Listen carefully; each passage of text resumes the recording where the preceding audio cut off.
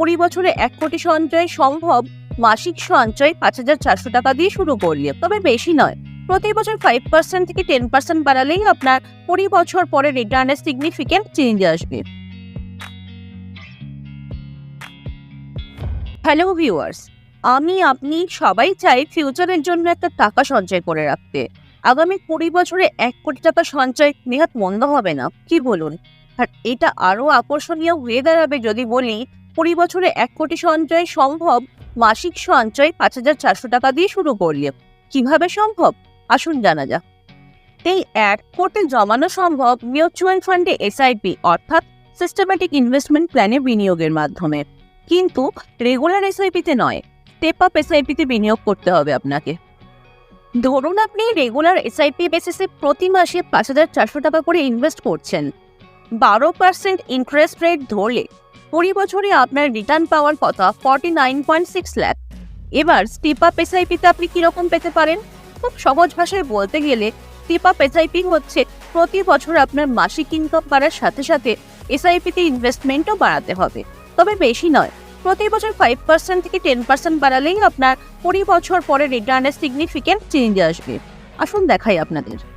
প্রতি বছর 5% ইনক্রিজ করে প্রথম বছরে প্রতি মাসে এসআইপি থাকছে 5,400 টাকা, আর দ্বিতীয় বছর থেকে প্রতি মাসে এসআইপি অ্যামাউন্ট দাঁড়াচ্ছে 5,670 টাকা, আর তৃতীয় বছর থেকে প্রতি মাসে এসআইপি অ্যামাউন্ট গিয়ে দাঁড়াচ্ছে 5,953.50 টাকা।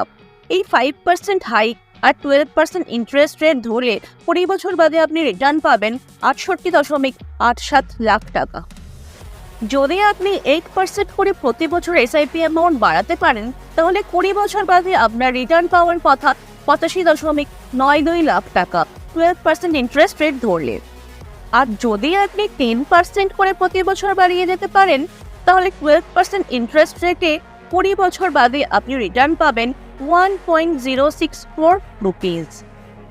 এই টেবিলটা দেখুন, তাহলেই আপনাদের আরও ক্লিয়ার হয়ে যাবে। টেবিলে 15% অবধি হাইক করলে আর 25 বছর অবধি রিটার্ন দেখানো হয়েছে।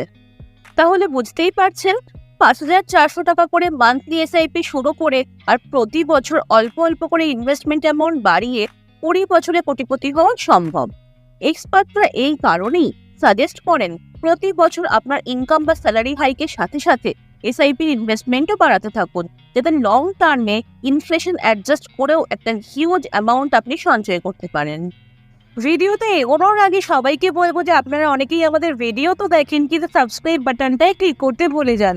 এটা আপনাদের জন্য হয়তো ফ্রি, কিন্তু আমাদের জন্য খুবই উৎসাহের কারণ। এই সাবস্ক্রাইব করে আমাদের পাশে থাকুন।